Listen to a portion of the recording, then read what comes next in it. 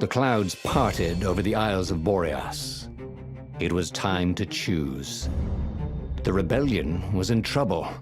Ravens were scouting for the secret rebel base. They needed a game changer. Pieces of the Skyripper had surfaced. Bernardo knew that using it could go catastrophically wrong, but he was sure he could figure out how to use it safely. Also, a temple had risen out of empty desert. The Iblis Stone was hidden there. It was a dangerous artifact. It could corrupt its user into a bloodthirsty monster. Maybe he could find a way to use it, to take its power without surrendering to its wickedness. And also, his old friend Lapino needed rescuing. Of course, Renato had a pretty strong suspicion that Lapino had betrayed the rebellion, and he had a gut feeling that he needed to use that to his advantage.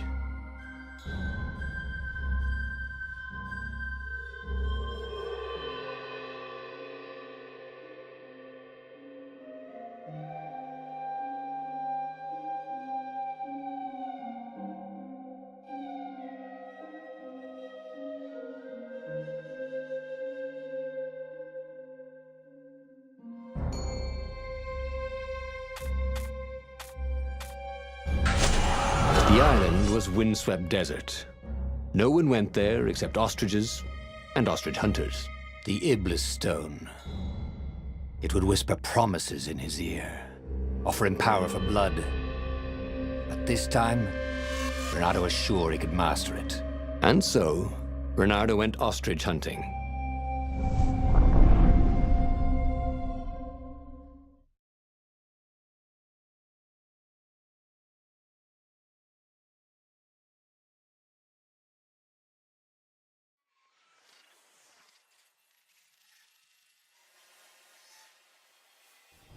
Every child could sing verses about the Skyripper, but ancient codices held hints of other things. A stone that ate souls, a ruby that drank blood, a jewel only a righteous man could give away. Were all these things the Iblis Stone? Long hidden in a buried temple? Another ancient item that was only resurfacing now? Drawn up from the deeps by the Emperor's horrific rituals?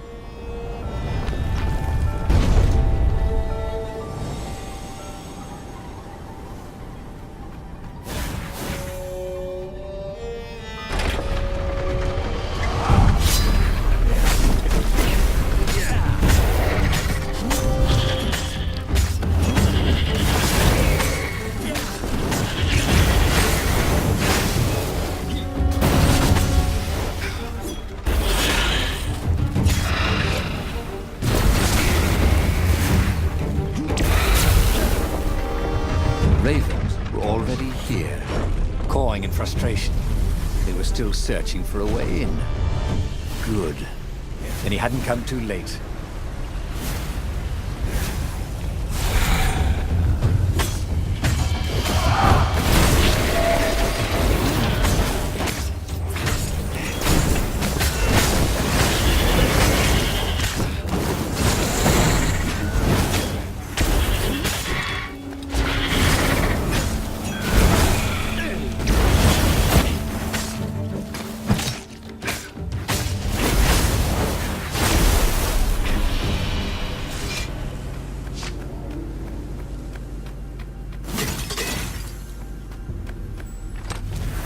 This chest contained blank passports from 15 countries. And something useful.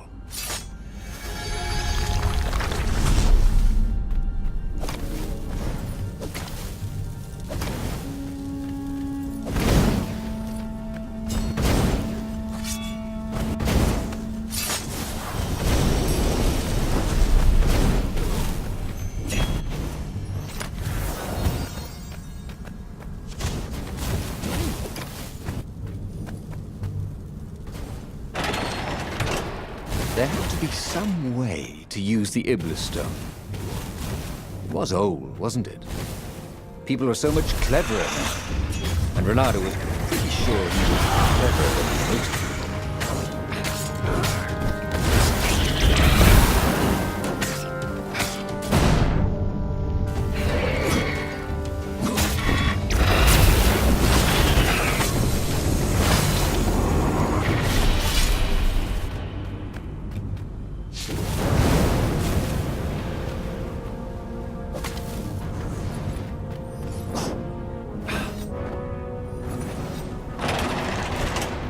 Ravens at least could not get past this point. Obviously, the temple builders knew how to deal with tomb raiders.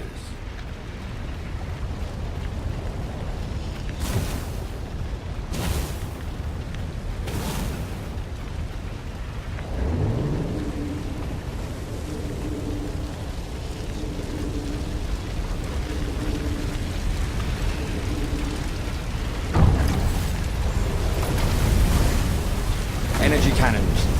The last argument of kings.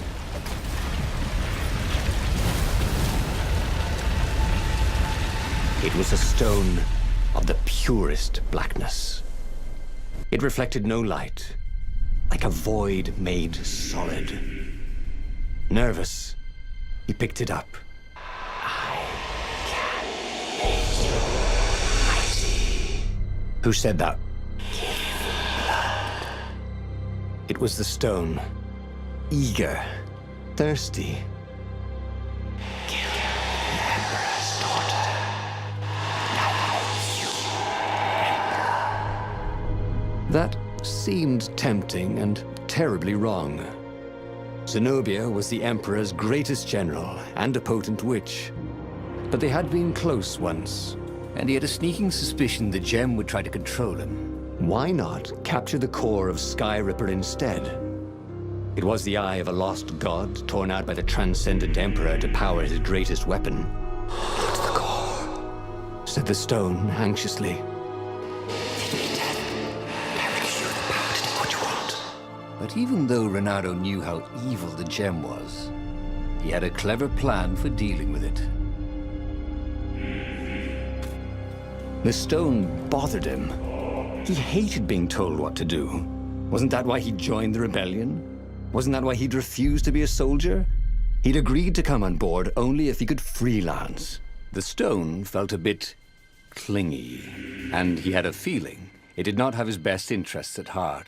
The sage Calaveras had told him where to find the Skyripper, a weapon capable of challenging the gods.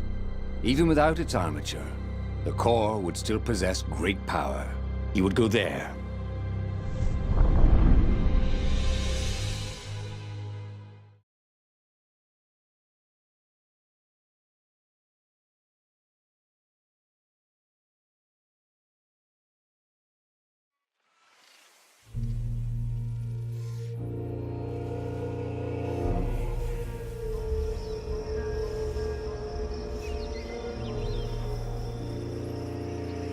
The moment he landed the Farfarer, Reynardo had a rare feeling of regret. It's not too late, he thought. He could turn around and sail for Zenobia's island. He frowned. Wait a minute.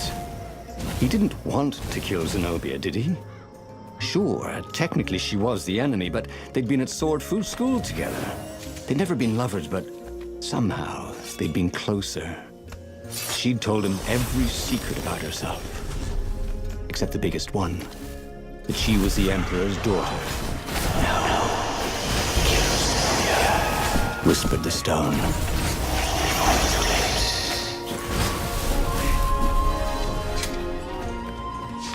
late. The waterfall was spectacular. Well, you had to enjoy these things as they came. We passed this way but once.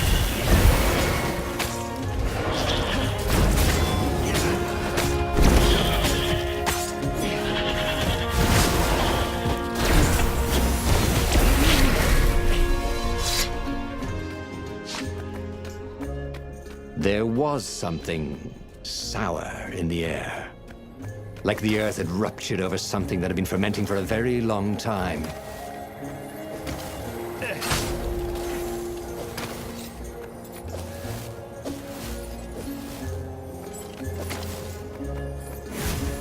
The stone hadn't lied about what it could do for him.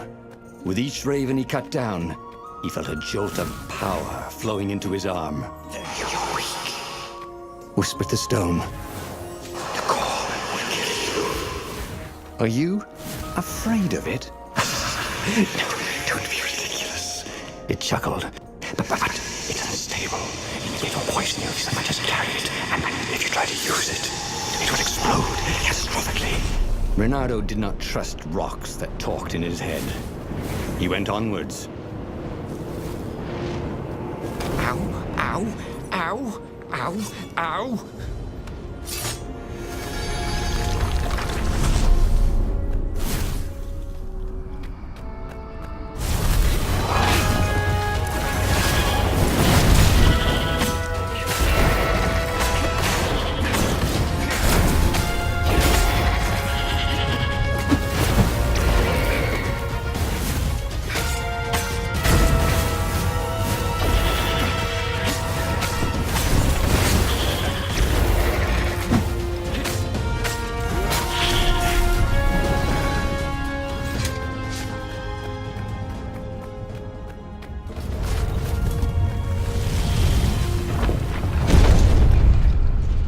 As he approached the core, the stone became hysterical. No! It's too much power. We'll rip a hole in space and time. He had a sudden vision of plunging his gauntlet into the core and dying in anguish. That wasn't his vision, was it? The stone had sent him its darkest fears, hadn't it? He had a sudden impulse to do exactly that. He raised his right fist and plunged it into the core. There was a rush of light. He thought he could hear the stone screaming. And then he passed out. When Renato came to, the core was gone. But the Iblis stone was no longer black, but glowing with a blue light. And it was silent. "I can't hear you," he sang out, and "You?" It didn't answer. "Ha!" he said. He had defeated the demonic gem with the power of his mind. He felt invincible. It was time to attack the Imperial outpost on the Nexus. Take the battle to the enemy. But among the huge crystals, there was also an observatory. A wise man would probably ask the scientists exactly what he had first. How wise was he?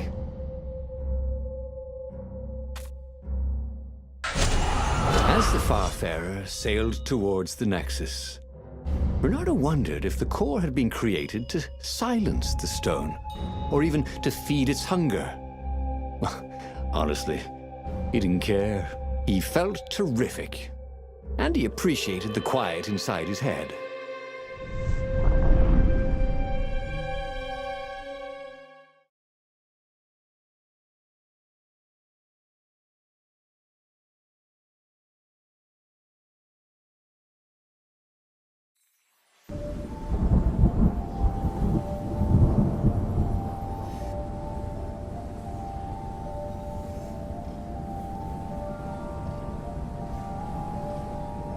The Nexus was infested with ravens, but that didn't bother Renato. With each death, the converted Iblis stone in his gauntlets glowed brighter, and he felt stronger. Wow. He was getting a bit bloodthirsty, wasn't he? Well, he wasn't one. He was a warrior. They're supposed to be bloodthirsty.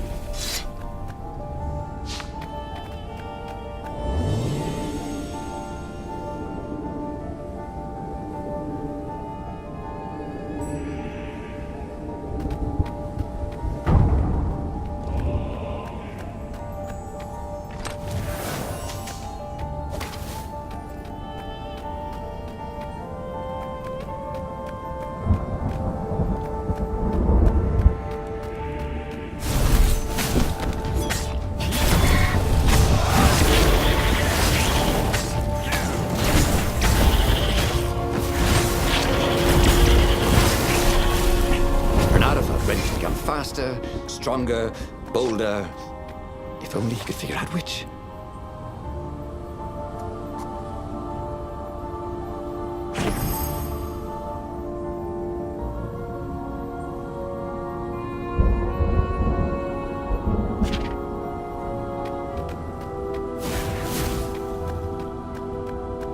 The core, absorbed in the stone, was doing its job perfectly. Renato could feel a little eldritch jolt every time he downed a raven, but then it flowed into the glowing stone the way water flows down a riverbed. It all felt perfectly natural, as if all his life, this was what he had been meant to do. The Nexus was a key node in the Empire's communications. From here, he could cut the Ravens off from all communications with the palace.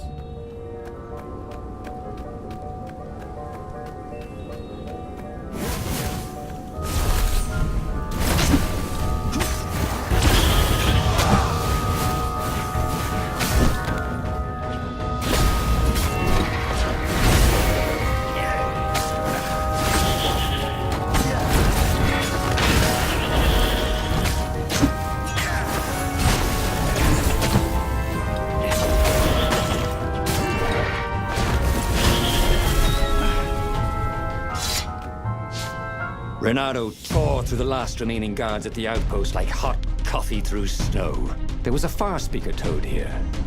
He called the Council Speaker. He knew she would be thrilled. And she was. She wanted him to come back to base. They had plans to discuss and a medal to give him. A large, golden medal. Great, said Reynardo. Let's talk about who else I can kill. Then the Far Speaker croaked again. Hello, Reynardo, He said. if you get sick of slaughtering second-rate birds in the Nexus, I'm waiting for you in the mountains. Zenobia. She missed him. She loved him. Once she saw how awesome he'd become, maybe she'd join him. They'd kiss and... Well, if she did refuse for some reason, he was no match for him now.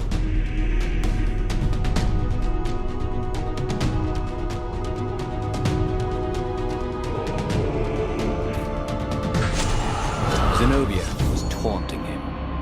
No doubt she hoped to lure him into a trap.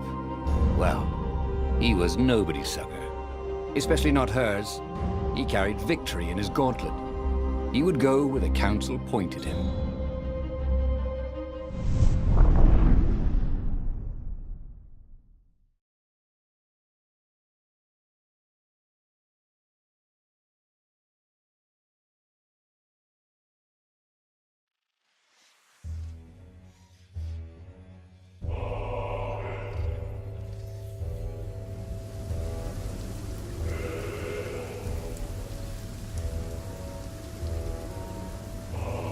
As he set foot on the island, Reynardo felt energized, like when he was hunting or dancing. Then he smelt it, the stench of ravens. It was a good thing he was here too, before they tripped over the secret base. He was really saving the Council Toad's bacon, so to speak.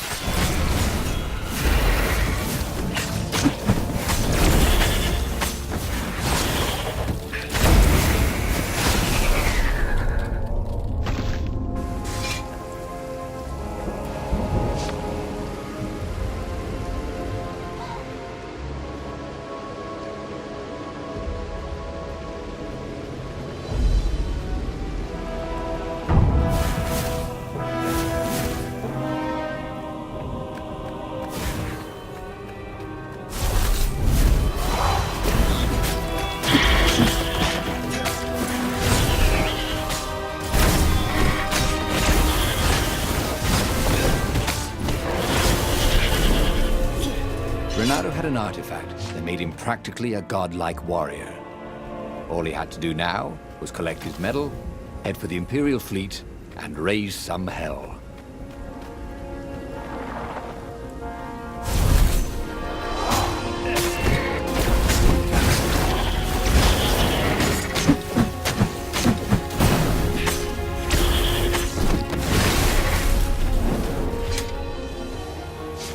See? Reynardo was a hero of the revolution. He deserved a medal. Soon, he deserved every medal they had, and hopefully one big medal ceremony in front of everybody with trumpets so everyone could know what he'd accomplished.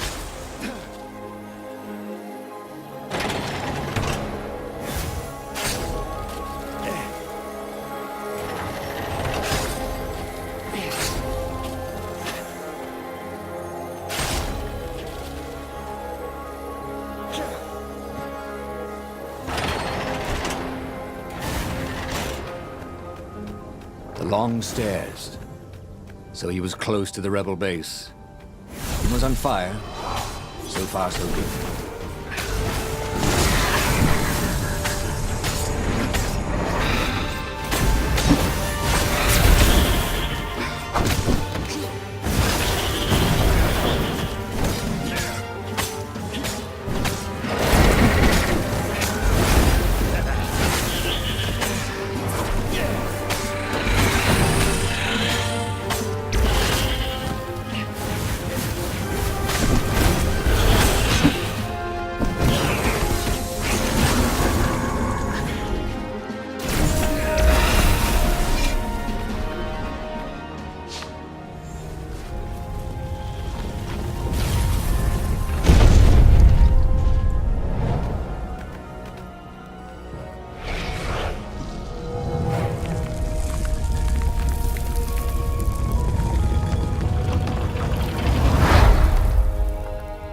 Inside the rebel base, Renato was invited to the council speaker's private chambers. So, this is the Iblis Stone? He said. I can feel its power. Renato told her how he had fed the core to the stone and made something even more useful than either. Crazy like a fox, She croaked. And Renato chuckled as if he'd never heard the joke before. We've given you the best quarters and a bottle of Tantalonian firewater. All for you. So they'd remembered. He woke in the morning with the sweetest of hangovers. But the Iblis stone was gone from his gauntlet. The corridors were empty, except for a few rebels who looked just as hungover as him. Come on, you'll miss the battle, they yelled. Renato added sail as the Farfarer scudded across the sky. Who could have taken the Iblis stone? Was it some Imperial spy? He would find him, and kill him, and take the stone back.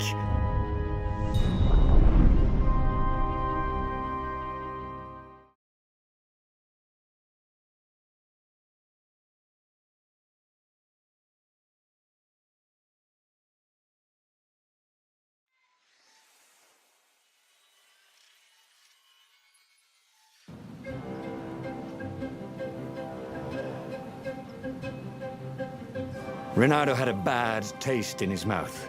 He was killing ravens, but it wasn't fun. It felt like a chore. Oh, Renato hated chores. As a fox kid, he'd gone hungry rather than clean his room. He still didn't clean his room, he just moved house every few years. Who had the Iblis stone anyway? Up ahead, he could hear screaming and croaking and cawing. But who was winning?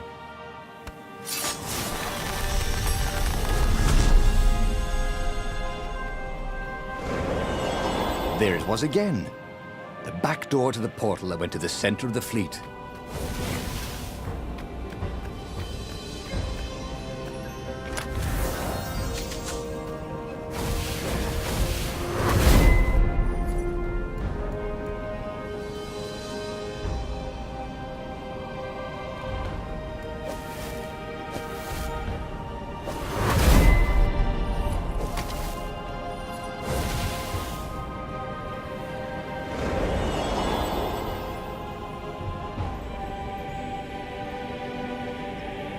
As he ran forward, Renato noticed that some ravens were starting to ignore him. Just running away. Who were they running from? Some hero of the revolution? If some other so-called hero of the revolution had the stone and tried to take his victory and his medals, Renato was gonna be seriously pissed off. He was the hero, not some other bozo.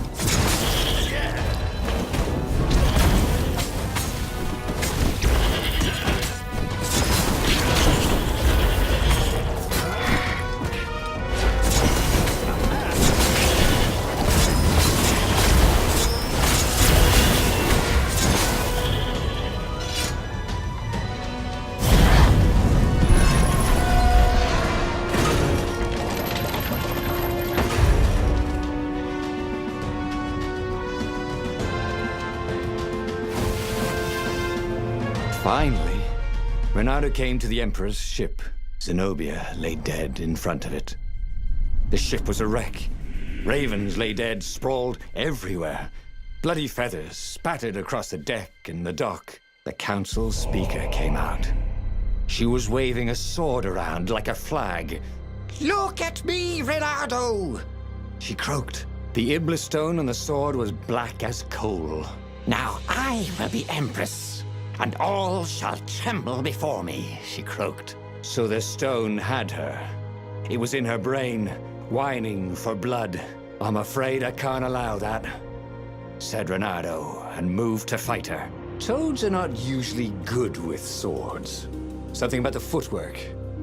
And the council speaker was not even a warrior. She was always tripping over things, which is quite an impressive achievement when you're a toad.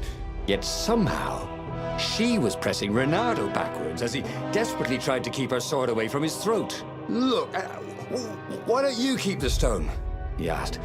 "You deserve it." "Blood and souls for Iblis," she croaked. "Blood and souls." She got under his guard with her sword. It was just the tip. But sometimes just the tip is enough. He could feel his soul being sucked into the stone. As he died, he felt embarrassed more than anything else.